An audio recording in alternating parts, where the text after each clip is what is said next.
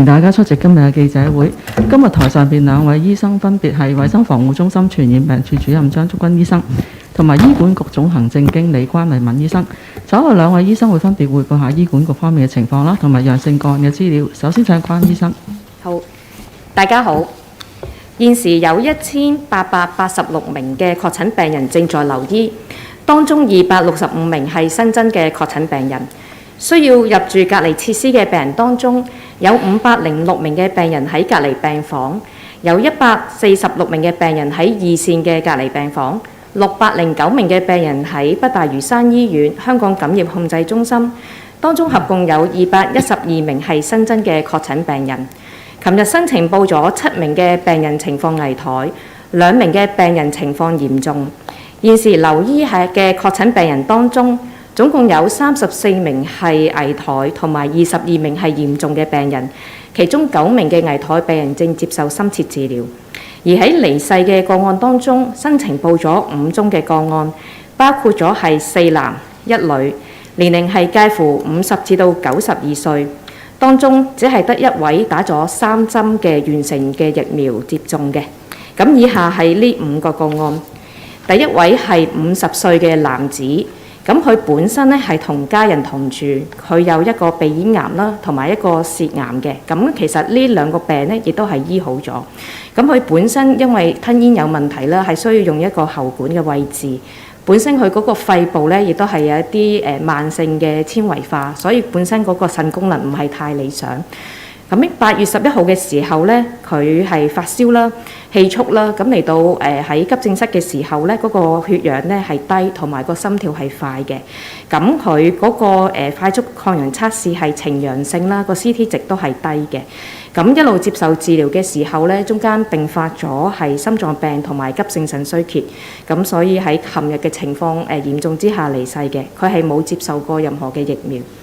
第二位咧係一位88歲嘅伯伯，咁佢本身都係同家人同住嘅，咁係曾經中過風啦嚇，咁同埋有一啲認知障礙嘅。咁佢喺8月7號嘅時候，因為氣喘入嚟急症室，佢嘅病徵之前已經有咗幾日。咁喺當刻喺急症室做個快速抗原測試咧，亦都係呈陽性，個 CT 值亦都係低嘅。咁之後亦都係因為併發咗一啲併發症，同埋佢個心臟啦，同埋嗰個肺部嘅情況咧，都係嚴重咗。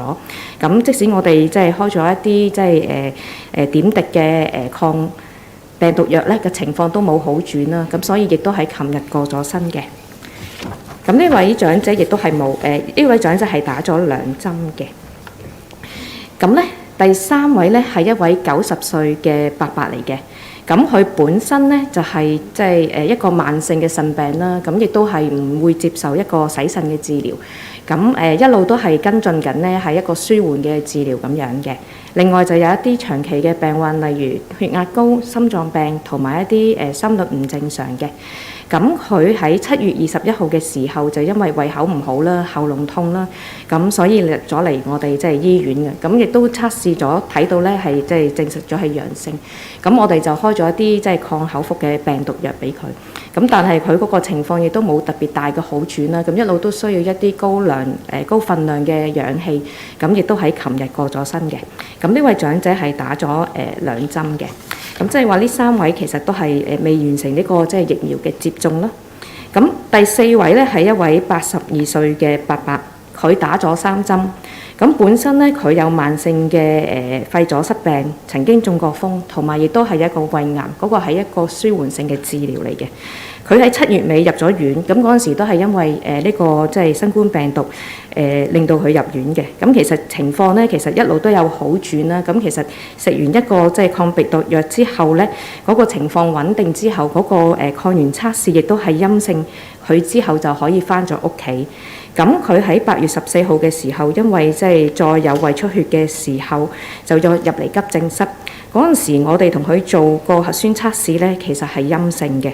咁佢個情況繼續惡化，咁所以我哋相信呢個個案咧，其實係同呢個即係新冠病毒係冇一個直接嘅關係。咁呢個伯伯係打咗3針。咁最後一個咧係一個92歲嘅婆婆，咁佢就打咗2針。咁本身亦都係有血壓高啊，一啲心率唔正常啊咁樣。佢最近入院咧係因為屋企人都有確診啦。咁佢之後入院就因為有啲咳同埋係有啲痰。咁佢食咗一個療程嘅新冠抗病毒藥之後咧，佢嗰個CT 值咧，其實一路都大過30，啲病徵亦都消散咗。咁亦都之後係出咗院嘅。咁但係出咗院之後一個禮拜咧，就發現佢食嘢嘅時候突然間失去知覺。咁送到嚟急症室嘅時候咧，都已經冇生命嘅表徵。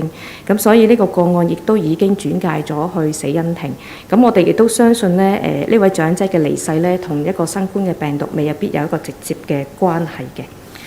好，咁咧過去咧一日有248名嘅病人康復，當中包括咗206名嘅病人出咗院，另外有4名嘅病人係經入院篩查或者喺院內嘅檢測發現咗確診嘅，8名嘅同房病人係被列為密切嘅接觸者。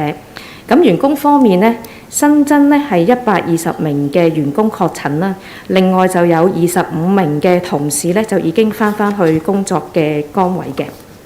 咁另外呢，之前都想再同大家講啦，頭先我哋都報告咗呢，最近長者嗰個入院嘅情況係有上升嘅趨勢啦。咁我哋亦都想趁呢個機會咧，同大家講，公立醫院其實我哋採取咗唔同嘅措施，去減低我哋院舍嘅長者感染嘅風險，同埋加強對院舍嘅病人嘅支援嘅。咁我哋其實喺7月9日開始咧，我哋已經加強咗院舍確診嘅病人出院嗰個檢測嘅安排。確診病人其實喺好返之後咧，我哋嘅醫療團隊咧係會幫佢做一次嘅評估。如果佢臨床嘅情況係穩定嘅話咧，我哋係會幫佢做一次嘅核酸嘅檢測。如果佢嗰個 CT 值係大過30，即係話佢係唔具傳染性，我哋先至會安排佢返去院舍。呢個安排其實係可以保障到我哋院舍其他嘅長者啦，或者係殘疾嘅人士，減低喺院內互相感染嘅風險嘅。假如嗰個病人嘅 CT 值係細過30，我哋係唔會將佢送返去院舍。我哋嘅醫護人員咧係會視乎返病人嗰個嘅臨床情況，考慮係會安排佢哋轉返去一個暫託嘅中心，直到確保佢唔具傳染性咧，我哋先至俾佢返院舍嘅。咁由6月下旬至到而家咧，有47名嘅院舍出院嘅病人咧，喺返院舍之前咧，其實都係入咗呢啲嘅暫託中心，等到佢不具傳染性咧，先至返去院舍嘅。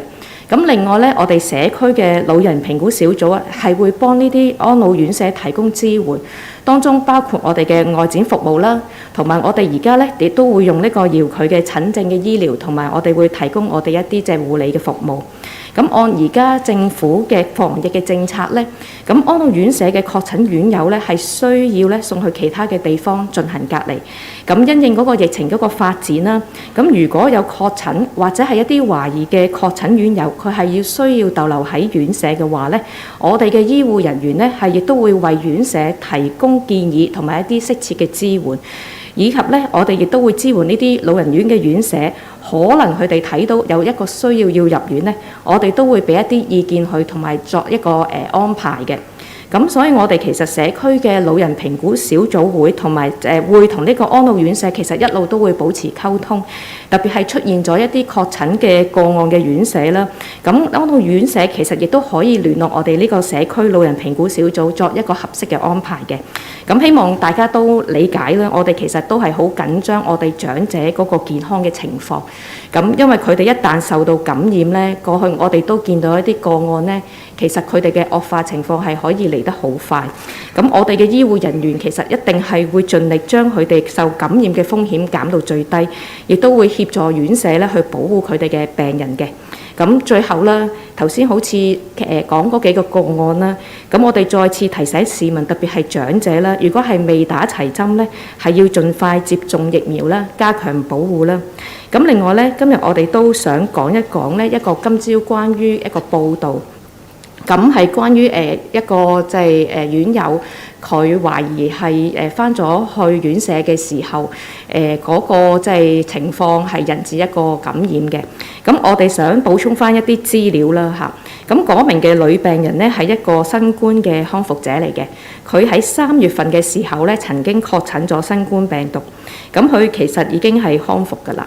佢7月底入院嘅時候係因為發燒同埋氣促。咁喺入院之後呢，其實我哋3度呢都同佢做過檢測，都係呈陰性嘅，結果都係唔證實佢唔具傳染性。咁所以我哋評估咗之後呢，都覺得佢嘅情況穩定呢，就安排咗佢出院呢，翻去老人院嘅。咁佢喺8月1號嘅時候出院呢，嗰個核酸檢查呢，嗰個 CT 值係大過30，差唔多去到38.4。咁之後嗰2日呢，嗰個核酸檢測都係陰性嘅。咁所以呢，呢名女嘅長者翻院舍之後呢，我哋嘅理解呢，就係同院嘅其中22個嘅院友嘅檢測呢，其實都係陰性。咁所以我哋想帶出就係話，呢個女病人出院，其實佢係不具傳染性啦，佢亦都係符合咗我哋出院嘅條件啦，亦都冇造成一個喺院舍入邊嘅第2次嘅感染嘅。咁我哋嘅頭先講，我哋嘅社區嘅老人評估小組亦都今朝咧同呢個安老嘅院舍進行咗一個溝通，咁亦都關心翻究竟而家院舍同埋長者嗰個嘅情況，咁亦都得出咧整體嘅安排咧，其實都係恰當嘅。咁我哋嘅團隊係會繼續同呢個院舍保持聯絡啦，睇下佢哋有冇咩需要咧，我哋嘅支援。咁我今日嘅報告去到呢度，交俾張醫生。係，大家好。我哋琴日陽性個案嘅總數係5811宗，包括2184宗係核酸檢測陽性，另外經核實嘅快速檢測陽性嘅個案數字係3627宗。我哋另外有243宗輸入個案，就包括212宗係核酸檢測陽性，同埋31宗係快速檢測陽性。咁頭先關醫生都講過，我哋今日收到5宗嘅死亡情報啦。咁我哋今日去到而家嘅第5波死亡個案嘅總數係9376宗。咁喺243宗輸入嘅個案入邊呢，就包括咗121宗呢係喺機場攞到個樣本陽性。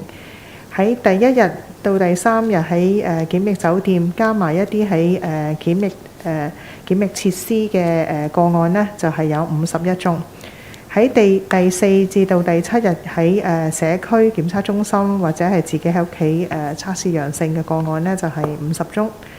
咁另外喺第8日去到第14日嘅喺社區檢測中心揾到嘅陽性個案呢，係21宗，大部分都係呢個 CT 值高嘅，咁應該係啲復陽個案。咁呢243宗個案呢，就嚟自49個地方啦，就包括7個地方呢係輸入多過10宗個案嘅，就31宗係印度，27宗係泰國同埋英國，20宗係菲律賓，14宗係新加坡，13宗係日本，同埋12宗係由呢個加拿大抵港嘅。咁剩低嗰42宗呢，就係輸入10宗或者以下嘅數字嘅個案。咁院舍嚟講呢，我哋今日都有6間院舍啦，咁包括4間老人院舍同埋2間殘疾院舍呢，係有一啲個案呢係需要隔離一啲檢疫一啲咁嘅接觸者嘅。鳳凰奧運護老院有限公司呢，係油尖旺嘅1個院友確診啦，咁有其他2位院友需要接受檢疫嘅。雅苑啦，喺北區嘅1位院友同埋2位員工確診嘅。咁有其他2位院友需要接受檢疫。深油居長者之家有1位院友確診同埋1位員工確診，咁有3位院友需要接受檢疫。基督教靈實協會靈實護養院呢，就1位院友確診啦，咁有1位院友需要接受檢疫。咁另外就係香港善道會秦石中途宿舍呢，有1位院友確診啦，有4位同住嘅院友係需要接受檢疫。香港心理衛生會李鄭屋宿舍呢，都係1位院友確診啦，有其他4位院友係需要接受檢疫嘅。咁喺學校嚟講呢，就大部分學校都係放咗假啦，咁仲有少部分仲係返緊學啦。咁我哋今日就有36間學校呢，就係呈報咗48宗嘅陽性個案，就包括咗38位學生同埋10位嘅教職員。咁佢哋係嚟自26間幼稚園幼兒中心、7間學校7間小學、3間中學啦。咁過去7日咧就有5間學校係呈報2宗或者以上嘅個案啦。咁而家今日我哋都有2間學校咧係有一啲班級咧係需要暫時停課1個禮拜嘅。就係喺粉嶺嘉福村嘅嘉福浸信會幼兒園啦。個 PM 班呢就有28位學生，咁過去幾日就有3位學生確診啦。咁呢一班需要停課1個禮拜。香港澳洲國際學校喺九龍城嘅6J 班啦，就有25位學生啦，咁佢就陸續有3位學生確診啦。咁6J 班需要停課1個禮拜嘅。咁喺變異病毒株嚟講呢，我哋就都係見到懷疑 BA.5 都係有上升嘅。咁喺8月15號嘅樣本呢，就係升到27.2%嚇，而 BA.2.1、2.1嘅懷疑個案就係9%。咁都係大家都係要留意，同埋如果真係未打針嘅人士都係需要盡快打針嘅。咁我哋睇翻之前我哋啲個案呢，啲年齡分佈呢，就係最近呢個禮拜啦，小朋友1至3歲，即係3歲以下嘅小朋友嘅年齡分佈都係大概係1.8%至到2% 之間啦。咁呢個對比翻我哋7月中嗰段時間呢，嗰時就係1.2%嘅，咁都係有啲上升嘅趨勢。咁小朋友3歲以下，咁佢哋就之前可能未有得打針啦。咁而家我哋就係有針係可以打呢，都希望佢哋家長盡快帶佢哋去打針嘅。我今日報告係咁多，唔該。而家提問時間，請大家先舉手，用我同事交俾你嘅咪發問。咁你發問前請介紹自己代表傳媒機構。第一位左手邊尾二個行位女士。係，兩位醫生你好啊，有線電視㗎，想問翻呢，即係頭先張醫生都提到嗰個確診嗰個數字，其實見到就呢幾日都好似升得急咗少少啦。咁今日見到 total 嗰個數都有成6000幾宗。咁其實即係衛生防護中心有冇話評估過，即係點解呢幾日嗰個上升，即係個確診嗰個案個數字會多咗咁多呢？即係同最近放寬嗰個即係3+4嘅檢疫有冇關呢？還是係即係入面有一啲即係比較大型嘅爆發群組有關呢？咁第二樣就想問翻院舍嗰度呢，即係頭先都提過，即係補充過嗰個個案啦。咁其實即係嗰個院舍就個負責人都話，即係個院友翻到去之後，咁就變咗做列咗做一個密切接觸啦。咁其實即係現時即係有冇話呢一個？係啦，咁就係因為頭先都有提過，就係話佢7月入院嘅時候咧，其實就話都有發燒啦。咁其實佢呢一個個案本身係一個即係復陽嘅個案啦，定係即係根本其實都同 Covid 係冇關嘅咧？唔該。或者我答先，就我哋見到其實總體嘅趨勢咧就冇下跌過嘅，一直都係上升，不過個趨勢就係慢慢嘅，即係如果你睇翻個趨勢就係。即係一直都係慢慢上升緊咯。咁其實可能都係同呢個即係我諗有少少原因都係有 BA.5，即係可能都係升緊啦。咁呢個可能都會即係有好多人都係未打針或者係之前未感染過嘅咧，就未必有免疫力咯。咁特別係即係小朋友啊，或者係老人家有啲我哋嗰啲打針率咧都係爭啲嘅。咁呢啲喺有啲新嘅病毒或者之前佢都冇一個感染嘅即係歷史啦，或者佢自己之前又冇打齊針啦，咁就冇一個即係混合嘅免疫嘅，咁變咗咧可能佢哋就會高危啲。咁院舍嚟講，如果講翻頭先關醫生提嗰間院舍咧，就係我哋知道就係即係7月底嗰時嗰位老人家就入院啦。咁當時都有啲發燒啊，有啲唔舒服嘅。咁我哋都知道開始嗰啲佢驗嘅 CT 咧都係比較高嘅。咁但係當時因為佢距離佢之前嗰次感染都隔咗4-5個月啦。咁我哋謹慎嚟講咧，都係當咗佢係一個即係可能佢係一個新發嘅感染，但係又有可能咧係復陽嘅。咁我哋當時就會謹慎啲咧，就會當咗佢係新發嘅。咁而穩陣啲咧，就送咗一啲咁嘅接觸者咧去咗檢疫嘅。咁當時我哋都有同醫管局同事溝通，就係話可能要再翻 check 幾次，再睇一睇會唔會有機會係新發感染定係一個復陽個案啦。咁我知道即係最後就可能係似復陽個案嘅。係。我補充少少啦。頭先咧，其實呢個病人咧，佢係喺8月3號出院嘅。頭先講錯咗，咁所以好似頭先張醫生咁講啦，我哋見到佢其中一個 CT 值係高嘅38.4，咁所以我哋即係溝通咗之後，我哋其實喺8月嘅2號同埋3號咧，我哋都從呢個長者咧就做多次一個即係核酸檢測，嗰個結果都係呈陰性嘅。咁當然嗰陣時因為衛生防護中心同我哋溝通嘅時候，呢個長者仲係喺醫院。咁當然即係頭先張醫生都補充咗，即係都係一個謹慎嘅處理方法，咁所以就會有咁嘅情況咯。咁所以我哋想講翻清楚件事。唔該。下一位，我哋答下英文問題，右手邊嗰位。Hello, RTHK. My question is for Dr. Guan. Can you talk a bit more about the discharge criteria for elderly patients who've recovered from COVID, and what will be done to ensure it's safe before they are released from hospitals and sent back to care homes? And seeing as there's an upward trend of elderly being hospitalized, is there any contingency plan in public hospitals? Thank you. Okay. So I would like to speak on behalf of to decrease the infections for the confirmed elderly who got admitted to the hospital. We have tried different measures, and starting from the 9th of July, we already enhanced the discharge surveillance. So when the confirmed patients who are ready to be discharged, our clinical team will do the clinical assessments to make sure that their conditions are fit. And if they fulfill the criteria, then we will arrange a PCR test for them. If the CT value is more than 30, that means they are not infectious. That's when we will discharge the patient back to the elderly home. And these measures will protect our patients as well as those staying in the OH home, because this would minimize the spread within the elderly home. If the patient have the CT value less than 30, we will not send back the patient to the elderly home.